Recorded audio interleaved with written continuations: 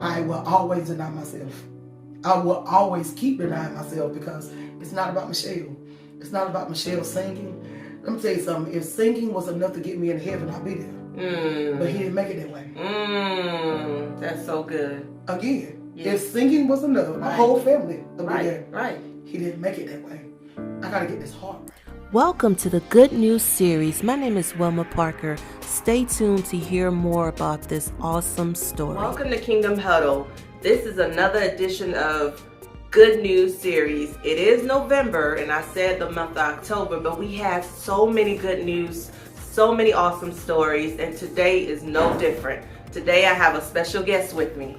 Hello everyone, my name is Michelle Staton, and I am here to share some good news. The reason why I said that this lady is one of my favorite people, and I usually refer to her as my Michelle, and I'm sure a lot of people do in her family, because whenever you meet Michelle, like, she's amazing. She makes an impact in your life, and it's not just her voice, it's her presence. Many people that know Michelle knows that she's a worshiper. She's always been a worshiper. Even the stories that she's told as a child, singing and bringing grown people to tears, she's always had something different, something unique about her, and that's why I'm so excited about sitting down and talking with Michelle. So right now, for those that don't know Michelle or those that think you know Michelle, I want her to take a moment just to talk a little bit about who is Michelle. So Michelle Staton is humble, thankful. I carry my family on my back, church family as well. I can do anything that, God allows me to do for people. I just love people and just being there for people. But mainly, I just want to say Michelle is a worshiper. I am not perfect in no way, shape, or form. I'm not a person that hasn't lived with sin. I am not a person that don't have trial.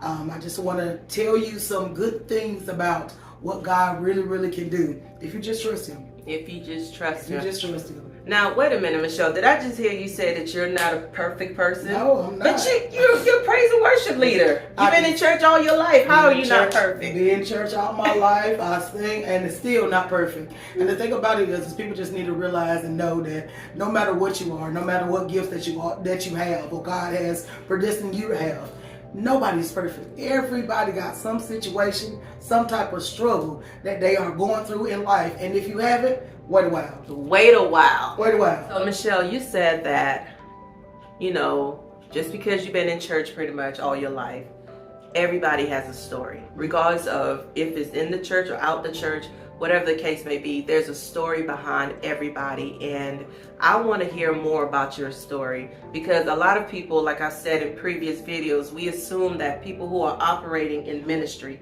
operating in their gifts, that they're perfect, that they have no struggles. So let's talk a little bit about some of the things that you have overcome or used to be and no longer. Of course. Yeah.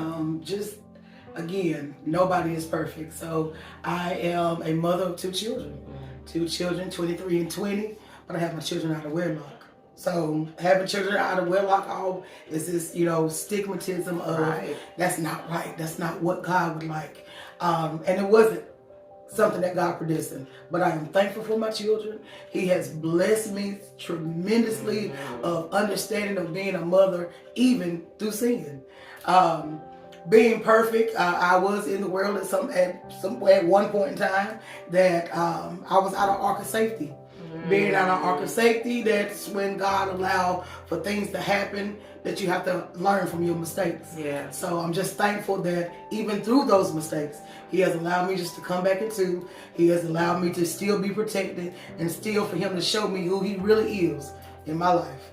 So let me ask you this. When you say you had two kids out of wedlock, and your parents, I know your parents, your late mother, right? Yes. And your father is currently a deacon in the church. So what was the response of first your parents, your family, and then maybe the church? Disappointment, embarrassment. I can't believe that, my child, I'm a deaconess in the church, my child did something like this that the world should not see. But what I was thankful for is, out of anything that I had done, they still love me unconditionally. They still let me know that God still loves me, no matter what man may say. they still love me and gave me that love to know that even though you made a mistake, God will forgive you. Mm-hmm. No matter what you do in life, there's nothing that He won't forgive you for. Nothing. So thankful for it. But let me ask ask the opportunity. Yeah, let me ask you this though. How did you feel though when you got pregnant? Was there did you beat yourself up about it for many years? Because I know my mom, she was a teenage mom, and she beat herself up for many years. Unworthy, because it's the stigmatism of what other people think. You know, what other people ideas of me. You come from a good family. You can sing. You knew better than that. Wow. But I did know better than that. But how do you know what my situation was to get me to where I went to be in that type of state? So you have to understand that sometimes you may have all the guidance in the world. God allowed the mistakes to come for you to see yourself. Right. You know, mom and daddy, they told me, don't go out here and, you know, I just didn't listen. Most young people don't listen until you get bit. That's how old people say. You get bit or you hit that brick wall, you know. Right. So thankful that I was able to hit that brick wall in enough time for me to get it right. To get it right. That's right. Because sometimes you don't got time. Sometimes you don't have enough time to see what the difference is, to see what the growth from the mistake. So I'm thankful that I'm here in this space where I'm at now. Yeah, definitely. What I love so much about Michelle, just a little bit of her story that I know, is that this girl is an overcomer. Like, she and her whole family have endured a lot of losses, a lot of blows. But the thing about her is she never stopped serving. She never stopped coming. She never stopped even like praying for other people or checking on other people. The fact that she's going through grief, you know, you're still going through grief. And I'll let her talk a little bit more about her story. But this family, the Staton family, has been hit blow by blow by blow. So I want you to just kind of like walk us through that process. I believe it was your grandpa, Paul, that first passed away, and then Aunt Vera. Correct. Yeah. So I don't know why God designed it the way that He did, but when we were born, we came into 2 children being born in the same year. With 2 children being born in the same year, He did the same thing in death. My grandfather, Paul Staton, passed away, and then my cousin Honey, she lost her son in the same year. Then we lost our aunt Rhonda, Halloween, and then we lost our aunt Donna. That was Thanksgiving, so same year. And then this year, the main biggest blow of all, of course, my grandmother Carrie Beelan, she passed away in 2020. Hadn't adjusted and got ready for that, but this year has been the most knock of my whole life. And I'm saying this, first I want to say, you know, when we talk about loss, everybody lives to die. You understand that? We know that. We understand that. And whenever I started looking at the Kingdom Huddle and seeing the different things that you were talking about, good news, God just placed a little seed in me. He was like, get ready, because one day you're going to be able to tell your story. My cousin Malcolm's birthday was March the 15th. You know, everybody for their birthday, they go and get ready to celebrate or do whatever. He got shot and killed on that same day. While he's getting shot, my mother is already sick. March the 1st, she literally just had a seizure and a diabetic coma, and I went all in the same timing. So I'm at the hospital at the same time that my cousin gets shot and finds out this information, just trying to be there for my mama and be there for my cousin at the same time. And then God just saw fit to open up a new season of loss. I kind of felt selfish in the beginning because I'm just like, okay, Lord, I'm going through this season with my mama. And then I got a cousin that just passed away. I got to be there for them. Right. I got to be there for my Aunt John. You know, I got to help her be able to set up her son's funeral. I'm just like, okay, I'm getting pulled to and fro, not understanding the season. But when it came my turn, He allowed 107 days to come that I was able to sit by my mama every single day. And we had great conversations. We talked about stuff. Okay. Just so people understand, 107 days, that's the amount of time that she was in the hospital. She was in ICU for 107 days. And during that time period, like she said, her cousin Malcolm was shot by officer. Very tragic in front of his children and things like that. But the thing that Michelle is kind of skipping over a little bit is Michelle is literally the rock for her family. And I'm not saying that in a bragging way. It's a fact. It's a fact. She is the go-to person. You know, you have that person in your family that you know gonna get it done, gonna take care of things. You don't have to worry about. Is the prayer warrior, can pull family together. She's that person, and that's what she does naturally. So for her to not fully be able to be there for her aunt and her other family members who are hurting, and sitting there not knowing the state of her mom in ICU. That was a tough situation, because I wanted to slow it down because you glazed over it. But when you sit and think about just one of those situations would have been enough to carry somebody crazy, and you're dealing with two at the same time. At the same time. And you're still working. I am at the same time. Right. So it was just a lot. It was a lot going on, but I constantly just kept praying to God, like, God, I don't understand. I've never been in a season like this before, but I know you got me. I'm just gonna keep trusting you. I know you're gonna work it out. So Malcolm passes away officially on March the 17th, but he got shot on the 15th. All right, we planned a funeral. You know, I leave my mama for a few days and help my aunt plan a funeral, and we got that done, got it over with, and it's just like, I'm trying to grieve, but I can't grieve for him because I'm already still going through my own things. So I'm just like, okay, Lord, I understand. All right, a few more days come, and when I knew that it had gotten serious is when the doctor was saying, you need to prepare. I'm like, y'all ain't never talked about no preparing. Prepare for what? Yeah, what am I preparing for? And then I'm realizing what they saying. I'm just like, okay, I got a few more days. You know, I got a few more days. I'm understanding what you're saying, but I got a few more days. God only designed 2 more. And Malcolm left March the 15th, and my mama left June 15th. 3 months to the day. And when I say my whole world has shattered, my whole world shattered because I had never. Who prepares for their parents to leave? I've never been through that type of loss before. But the good news that I gotta tell you, this thing has been hard. Not even gonna lie. It's been very, very hard. I have days that I cry all the time. But through all of the hurt, God says, as long as you praise me, I'll get you through it. So think about knowing who God is and really putting all of your trust and care and cast into Him. You know the power that He has, but why am I feeling this way? Why can you prevent it from me going through that? Why am I feeling this way? Right. And then you be human to ask, why me? Of course, He always say, why not you? God has showed me that as long as I stay obedient, as long as I keep listening to His voice, child, you will have some tears. There's going to be some more trials and tribulations. But the blessings that He has bestowed me in this time frame has been so astronomical. When I say so astronomical, I have no want. I have no need. My children are protected. It's a COVID season. We've been in COVID for 3 years. Yeah. Haven't been sick. Not one time. Haven't went to the hospital. Haven't had a scare. Yeah, I might took a few tests and I listened to the law about the shots in the book. He has provided protection during this season.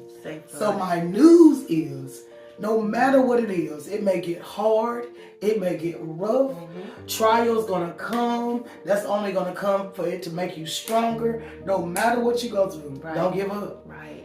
Keep trusting in Him. Keep leaning on Him. Keep depending on Him. Because I promise you, your breakthrough is just around the corner. And the thing is it always get rough before the blessing comes. Always. If you throw in the towel too quick, you losing your blessing. And ain't nobody worth it for me. My children are not worth it. My daddy, I love him dearly. Not worth it. My first lady, my pastor. Nobody is going to stop me from serving him. Nobody is going to stop me from getting a chance to see his face. Because I gotta, again, I'm not perfect, but I know who he is in my life. Get a relationship with him. If you get a relationship with him, he'll talk with you. He'll walk with you. Every time you go somewhere, he'll tell you where to go, left, lower. That's the level that I'm on now. I didn't get to that level before. It's in this season of loss. And the loss and the hurt that I have, that he has designed and showed me that all I need is him. All I need is him. I'm smiling now. I may be crying tomorrow, but I still know that I got him. Got him. Ain't nobody got me like God. So that is the good news that I'm trying to let you know. No matter what it is, trust in him. Yes. Him only. Yes. You can. Depend on him. Yes. Oh my God. I love him. I love him. My God. I will always worship him. There's nothing that will come. I see now that there's nothing that is so hard. Losing my mama. My mama made me who I am. My mama made me who I am. And there were some things there that wasn't right, but we got it right. Yes. I'm so glad that he allowed me the opportunity to get it right. Thank you, God. So glad. Not perfect, y'all. I'm telling you. The good news that I'm trying to tell you is no matter what you're doing in your life, no matter what season that you're in your life, find a way to put God first. First. If you put him first, he'll design everything like it need to be. But you got to put him first. You can't put him last. You can't put him down and then pick him up. He requires our praise. Requires. It's just like you require to take a bath in the morning. It's a requirement. You gotta have food in your refrigerator. It's a requirement. Church is a requirement. Yes. It is a requirement for me to talk to him every single day. When I get out of my bed, I know the devil mad. I know he mad that I woke up again. Woke up again. And I know she gonna rebuke me. Right. You are correct. I said, well, the devil can't get me. He tried to do it in my kids. But see, I work it out and give them some protection too. I show them too. Because there's nothing that the devil has for me that God won't change. I will not lose nothing because of the devil. It's not worth it for me. Nothing. It's not worth it for me. Again, so many people gonna see this. Michelle not perfect. But y'all know my heart. And I'm telling you, trust in God. Yes. Get a relationship with God. Yes. No matter what you do, you can do whatever you want to do. Come, go, do whatever you want to do. But at the end of the day, in every situation, you're going to have to talk to him. Good or bad. That's the good news. Child, that's so good. I was like, ooh. I told y'all Michelle is awesome. I told you this girl is special. Listen, the thing that I really got from everything you just said is that oftentimes we make obedience optional. And what you're saying is obedience is not optional. Because to me, it's like this is how I describe obedience. As a parent, I have 3 boys. When I tell them something, I give them instructions. The only response that I actually will take from them is yes, ma'am. Correct. And then go do it. But when it comes to God, we think that we can say, this really, really frustrates me, and I'm working on it, but I have low tolerance for people who will say, God told me, and God been working on me about this. Wait a minute, you haven't moved yet? So you're choosing to be disobedient, making it optional? So with you, you're saying that I'm at a level right now that obedience is not optional for me. If it means that I'm misunderstood, I don't care. If it means I lose certain relationships, I don't care. If God said it, that's all I need. You know, so that's what I love so much about you, because I feel like without obedience unlocks the door to so many things. And you've been obedient in so many different ways when you didn't have to be. Being selfless, being there for people, even in the midst of where you could have been selfish. You could have been selfish, and I know that God is going to honor it. Do you see what God was doing during the midst of all of this? In the midst of it, I didn't. In the midst of it, I didn't. And I think my focus was so off of what I was going through. But since going through it, you got to take some time with God. When you take some time with God and He sits you aside and He show you things, and I ain't talking about with these 2 eyes. spiritually. Right. He show you things.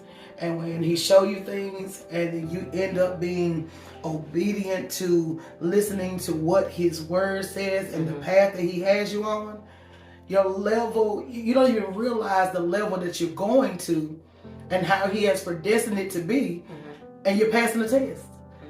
I didn't understand that I had to pass tests. I had to get to next levels. I think that he's gonna blow my mind. Yeah, just being obedient. He's gonna blow my mind. He told me, I'm gonna blow your mind just for being obedient and listening what I'm saying. And when the Spirit speaks to me, it shows me it completely plain. And I'm just like, okay, but see, within ourselves, humanly, we try to step back and, oh, wait a minute, Lord, I ain't ready. Hold on now. Yeah. But he's already prepared us for what we need and give us all the components of the priorities of what we need, and just do it. Just listen. And what I have seen lately is where he has me at, because I have been obedient, it has blessed others. In my face. It has blessed our church family. It has blessed our choir. It has blessed my children. Like just the level of speaking and talking that we have been on lately. And I just hope that he blows our mind even more. I will always stay obedient. If the Lord tell me to do something, I'm going to do it. Go and do it. If the Lord tell me to say something, I'm going to say it. And usually if I just listen to what he say, it comes out in sync. It's just right. Yeah. Follow him. Yeah. He'll tell you, he'll guide every single thing that you need. Just ask him. You have to ask him. He is the future. So with him being the future, why would you want to talk to somebody who already see what you're going? So let me ask you this question, because it might be somebody who's watching who's like, they have the garment of grief on, where it's so heavy, it's so thick. Just for them to get out of the bed in the morning is a battle. They actually desire death more than life. What was some of the key steps that you took? Because yes, you are in the church, but pain is pain. You know, grief is grief. So what were some of the keys that you can give to that individual to say that it's worth getting up for? It's worth moving forward? Or what did you do? Me per se, I woke up in the morning praying like I normally did. But when I prayed, I did it different than just sitting down. I got on my knees. I got on my knees, and I didn't get up until he said whatever he needed to tell me. He told me that this was going to be rough. Wow. He told me that, people are going to care for you. People that are around you are going to be there. But there's going to come a time that ain't nobody going to be there. And it's only going to be me that help you through it. I cry all the time. I hurt all the time. But that crying and that hurt is still not enough for me to stop serving him. I can't. Because I should have lost my mind. I could have lost my mind. So many people want to lose their mind because you think about not being able to see them every day. You think about not being able to talk to them, not being able to touch them, not being able to make any more memories. And then you look at it as, okay, so if I know that I live to die, you understand that this is the season, and you have to trust God through your season. You may not go through it right now. It shall come. It shall come. But you have to have a relationship with God. If you don't have a relationship with God and ask him to help you with that situation, you're going to lose. You will lose. The devil will win that case. That devil will win that battle because he's going to work on your mind. Yes. It's going to constantly work on your mind. Yes. My mind constantly think in the beginning. It constantly thought about how I sat there for 107 days and God hadn't prepared or told me, like from his own words, hearing his voice. God, why you didn't tell me that she was going to die? Why you didn't tell me that this whole season was something that was going to be different? And even her conversations, like her conversation that me and her would have, like it would be good conversations, never to the extent of Michelle prepared for me to leave this world. Thankful that I had the 107 days, but I think because of the relationship that I had with him, I'm just like, come on, Lord, you could have told me that. Listen, I've had that conversation with God. And this is what he told me. He said, I did tell you. You just didn't hear me. Your focus was off. You had this going on. You had that going on. You had this going. You didn't hear me. Wow. You wasn't fully focused on what I was trying to tell you. So that morning, I remember that we was waiting for my sister to come. And I go out the door. Daddy comes in. I go out the door because I had spent the night there all that night. I'm getting to go get me something to drink. Right. I go get me something to drink and I come back. 8:13, my mama gone. I said, I sat with you 107 days. And you waited until I walked out the door before you left me. Right. But God's plan. God's plan. God designed. So again, at the end of the day, you can go through whatever in life. Right. I have went through a lot. I can tell you so much more. Trust God. Trust God. Please just get a relationship with Him. When I say a relationship with Him, it's literally as simple as, this is my friend, this is my sister. Man, you just having a conversation. Right. The same way me and you talking is the same way you can talk to God. Same way. You can even get ghetto with it if you need to. Whatever. Say whatever you need to say. Just don't cuss Him now. Please say whatever you need to say to Him. Right. Because He would definitely hear every single thing, every desire of your heart. He wants to grant it to you. But He'll grant it to you only in His timing. You got to go through some tests. You got to learn some things before you're able to get them. So I really wanted to also talk about her story, just a little bit about the ups and the downs, because the thing about it is a lot of people allow the downs in life to pull them away from God. Because I've been there at a point where I'm so angry and disappointed and hurt by the circumstances that I felt like I knew that God was in control of it. So why am I going through all of this? How come it didn't go the way that I prayed and fasted for? But like you said, it goes back to the fact of knowing that having that intimate relationship with God, where you can try to walk away from Him, but He's never moved. He's never moved. If you don't feel God near you, it's not because He moved, it's because you moved. Correct. You know, so that's the one thing is that I'm encouraging everybody. I know that in this new era, everything is God and all these different things, but just read the Bible. Just get to the Word. Please. Get to the Word for yourself. Yes. Because there's so much life in it. It is living Word. Whenever I get to the point where I'm so angry with God and I accidentally pick up my Word, the amount of strength and encouragement that I receive from it. There are some of you all who are heavy in grief. Just take one scripture. Just one scripture and just repeat that until it becomes a part of you. But I want to let you know that just because bad things are happening or things that break your heart, it doesn't mean that God's not there.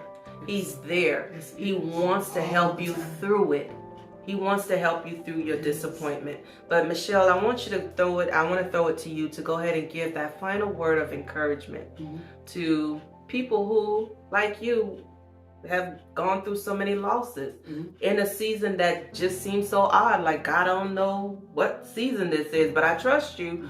And then also those individuals who are so angry with God that they can't see straight. So just give some words of encouragement to somebody who may be watching. Okay, so how do you know how to trust God without trial? How do you know to trust God without tribulation? How do you know to trust God without loss, without losing your job, without having food in your house? How do you trust Him? He makes all these different obstacles to come for us to pass the test in learning. But know that He's not going to force you. He's not going to say, you got to do this. No, it is free will. It is a choice. And then when it's a choice, it's a lifestyle. You could wake up and do everything that you want. Go to the club, have fun with your friends, do this and this and that, cook out, whatever. You can do everything that you want to. But have you ever thought that if it wasn't for God to wake you up in the morning, you couldn't even do that? I mean, it's just that it's the truth. Yeah. We have so many people that are careless and unconcerned about Him. Even if you do the things that you want to do that He may not be pleased with, you still can't do it without Him. So what I'm trying to say is, just like she said, get your Bible, pray, ask God to show you what He needs to show you for you to grow in your life. Y'all, I didn't get here easy. You know, people may look at it like, oh, she this, oh, she that. You don't understand the struggle. Daily. You don't understand the struggle that it took to get here. It is very, very hard to keep it up. Again, I said it from the beginning. Michelle is still not perfect. Because, I mean, we all have attitudes sometimes. We all flip sometimes. We all have those human things that happen in our life. But that doesn't make it to the point where I sin and go against him. You know, God forgive me daily. God teach me, show me the things that I do right, the things that I do wrong. If I hurt somebody's feelings, God show me. And I'm telling you, like over time, it's not going to come in a month. It's not going to come in a week. It's not going to come in a year. I'm 43 years old. And literally some of the things that I got this year, I probably could have got it 10 years ago. Wholeheartedly. Don't stop your blessings that you could have got back then for now. I'm just thankful that God allowed me to have the time frame to see him. Because I could have left before my mama. That's good. And missed some of the blessings. So again, you don't have to be perfect. We are not perfect. You don't have to be the singer. Everybody is more than enough. You might not have the gift of singing, but you might be able to help a child pick up a basketball and throw it in the goal. You might be able to help a child pick up a bat and hit a ball just because you done it. You might be able to tell somebody else about a loss. You might be able to tell about if you pay your tithes, then you don't have to worry about no bills. Because God's going to always make sure that there's a blessing. It's different obstacles that you're going to go through with Christ that he's going to show you step by step exactly what you need. He has never, when I say never, lastly, he has never failed me. Every single time that I call upon his name, you hear my prayer. And if you think you're doing something against me, you better watch out. Because he got my back. He got my back every battle, every stress, he got my back. He got it. So, good, bad, ugly, whatever. I'm going to trust Christ. Try it. Try it. Try it. I'm telling you, try it. I thank you so very much for this opportunity. Because I'm just thankful that I'm able to tell somebody something good about Christ, no matter what I'm going through. No matter. I will always deny myself. I will always keep denying myself because it's not about Michelle. It's not about Michelle singing. Let me tell you something. If singing was enough to get me in heaven, I'd be there. But he didn't make it that way. That's so good. Again, if singing was enough, my whole family would be there. Right. He didn't make it that way. I got to get this heart right. I got to listen to his word. I got to listen to his voice to get to see Christ. Come on, God. You gain the whole world and lose your soul? Lose your soul. Never. I can't go through it. All the stuff that I have went through and I go to hell. Ain't no way. No way. No way. Ain't no way. No way. Ain't no way. My goal in life, and I'm hoping that this will be everybody's goal, the book of Joshua talks about Joshua and Caleb. You know, those two that actually, those who are biblical scholars, you know, the spies that went into the promised land, Canaan. Moses sent them. He sent 12. 2 of them came back with a good report. The other 10 came back with bad report. But Caleb said this in Joshua, I forgot what chapter, when they finally were in the promised land, and he went to Joshua to get his inheritance, the land that belonged to him. So at this point, Caleb is 85 years old, and he says to Joshua, he said, I have followed the Lord my God wholeheartedly, and now I can get my inheritance. And pretty much he was saying also, even at the age of 85, I'm still as strong as I was at 40. I'm still on fire for God as I was before. That's the goal. The goal is to understand that regardless of what we're going through, God wants our heart. He don't want us to be part-time server or part-time or once in a while or if I feel like it. No, Caleb said wholeheartedly. Even when I'm disappointed with you, God, I serve you wholeheartedly. Even when I'm angry with you, God, I serve you wholeheartedly. Even if I don't understand you, God, I feel like you being unfair, God, I serve you wholeheartedly. That's the goal. That's the goal. Not for titles, not for positions, but to serve God with everything in us so that we can be able to say, God, I've done everything you've given me to do. That's my goal. And I hope that becomes your goal as well. Thank you so much, Michelle, for joining me. Thank you so much. This is just the beginning. Michelle has done many great things, but the level that God is about to take, or actually not about, He has elevated her. The new season has already started for Michelle. Listen, y'all. Get to know the God that she knows, because the level and the places and the things that she's about to do, she's about to blow up. That's all I can say. And I'm glad I can say I had her on Kingdom Huddle. I had her on Kingdom Huddle. Right, first. But yeah, so this may not be the last time that you see her. I'm just saying, on Kingdom Huddle, she might come back. Who knows? But I'm so grateful. Thank you all for tuning in, and tune in for the next story. Until we see each other again, God bless. Michelle is humble. She is a worshiper. She is an encourager. And most of all, she's an obedient servant of God. The smile that she wears today came from her fully trusting in God and pressing her way to His presence. God is about to pour in blessings that you will not have room to receive. Thank you for watching. Don't forget to subscribe and hit the notification button.